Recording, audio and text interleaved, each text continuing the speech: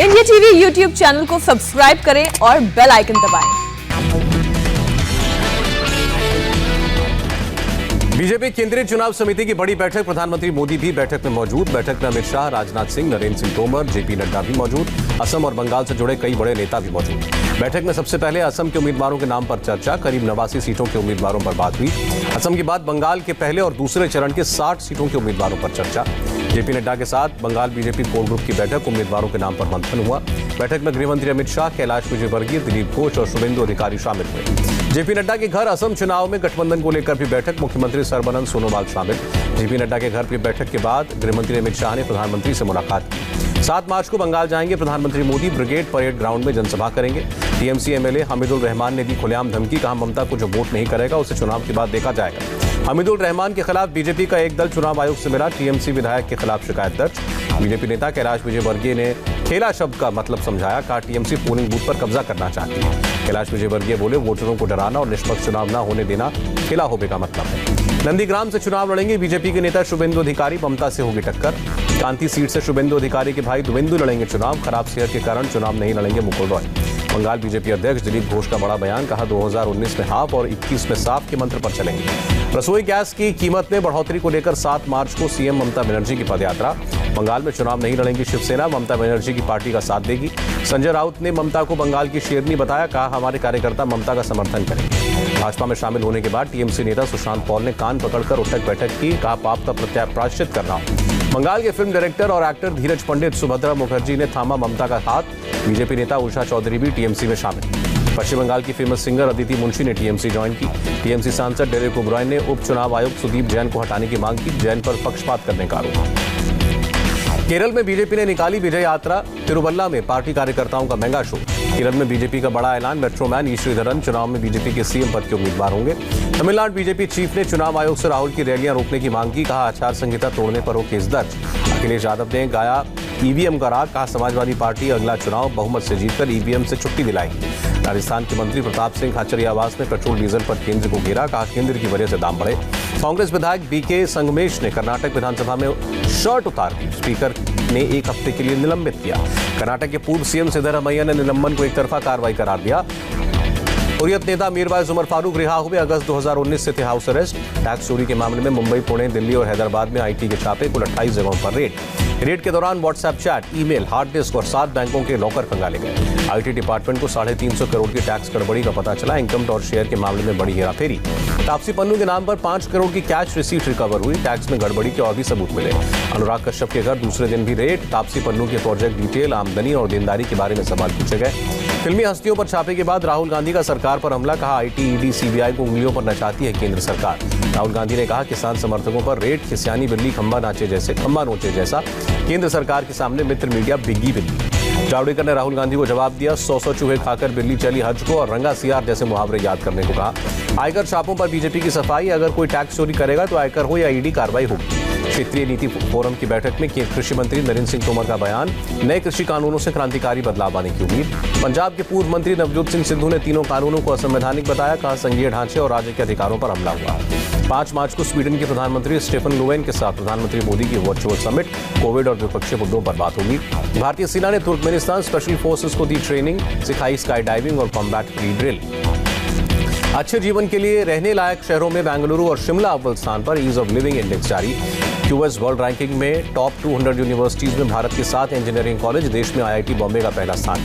UP के बरेली से मुंबई और बेंगलुरु के लिए इंडिगो की उड़ान, 29 अप्रैल से शुरू होगी हवाई सेवा।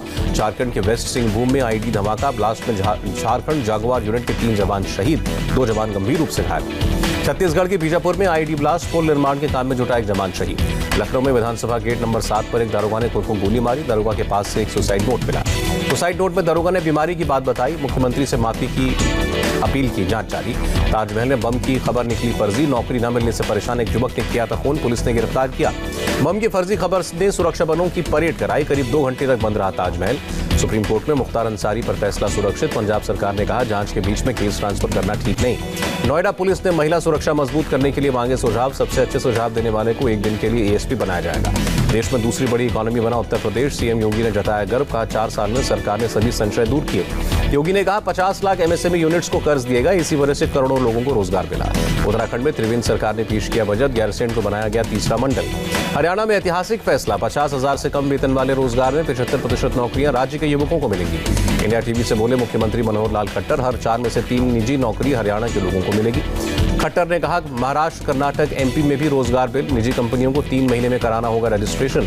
मुंबई के शिवाजी पार्क पुलिस स्टेशन में बीएमसी अधिकारी के खिलाफ छेड़छाड़ का मामला दर्ज, आरोपी गिरफ्तार।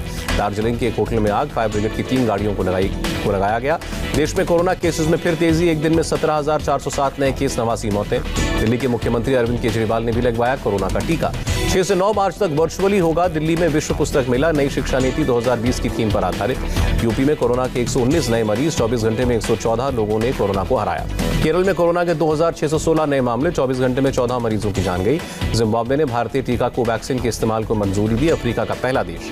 कनाडा ने कोरोना वैक्सीन मिलने पर भारत का शुक्रिया अदा किया, भारत ने दी है 5 लाख डोज। दुनिया में कोरोना के 11 करोड़ 58 लाख से ज्यादा केस, अब तक 25,75,000 से ज्यादा मौतें। ब्राजील में कोरोना से लगातार दूसरे दिन सबसे ज्यादा 1,726 मरीजों की मौत, साओ पाउलो में रेड अलर्ट। अफगानिस्तान के नांगरहार प्रांत में फायरिंग, 7 की मौत, पुलिस ने 4 लोगों को गिरफ्तार किया। म्यांमार में सैन्य तख्तापलट के खिलाफ सबसे खूनी संग्राम, बुधवार को 38 मौतें हुई। सबसे ज्यादा प्रदर्शनकारी यंगून शहर में मारे गए, सेना और पुलिस के खिलाफ म्यांमार में जबरदस्त आक्रोश। पाकिस्तान के प्रधानमंत्री इमरान खान को शनिवार को साबित करना होगा विश्वासमत, इस्लामाबाद की करारी हार के बाद एक और परीक्षा।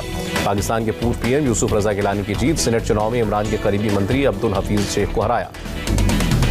स्वीडन में चाकू से हमला करके 8 लोगों को जख्मी करने का मामला, आतंकी हमले के शक में आरोपी के घर पर छापा। अटलांटिक महासागर में खतरनाक रेस्क्यू ऑपरेशन, कनाडा और अमेरिका के जवानों ने डूबते जहाज से 31 को बचाया। नाइजीरिया में स्कूली छात्रों को अगवा करने के विरोध में लोगों ने गृह विभाग के कमिश्नर पर पत्थर फेंके, पुलिस फायरिंग में एक की मौत। 99 साल के प्रिंस फिलिप के दिल का कामयाब ऑपरेशन, बकिंघम पैलेस ने जारी किया बयान। प्रिंस हैरी की पत्नी मेगन मार्कल को लेकर खड़ा हुआ विवाद, बकिंघम पैलेस में रहते हुए अफसरों को धमकाने का आरोप। इटली और इंडोनेशिया के बाद ग्वाटेमाला में ज्वालामुखी फूटा, 1 किलोमीटर इलाके में लावा फैला। स्पेसएक्स के स्टारशिप का परीक्षण नाकाम, 6 मील का सफर तय करने के बाद वापस कराई लैंडिंग, फिर स्पेसक्राफ्ट में हुआ विस्फोट। अमेरिका में 2,500 में खरीदे गए एक कटोरे ने खोली किस्मत, चीन की कलाकृति वाला बहुमूल्य कटोरा 3 करोड़ 60 लाख का निकला। ड्राइविंग लाइसेंस रिन्यू करवाने के लिए नहीं काटने होंगे आरटीओ के चक्कर, आधार वेरिफिकेशन से हो जाएगा काम। कोरोना के बावजूद भारत में रिकॉर्ड विदेशी निवेश, 9 महीने में 67 अरब डॉलर से ज्यादा का एफडीआई किया गया।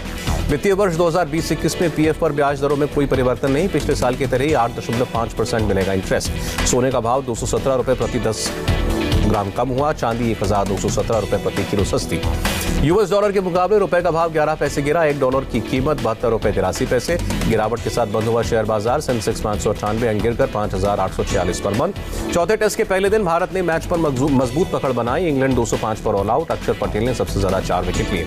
पहली पारी में भारत ने 24 रन बनाए, इंग्लैंड की पहली पारी से 181 रन पीछे।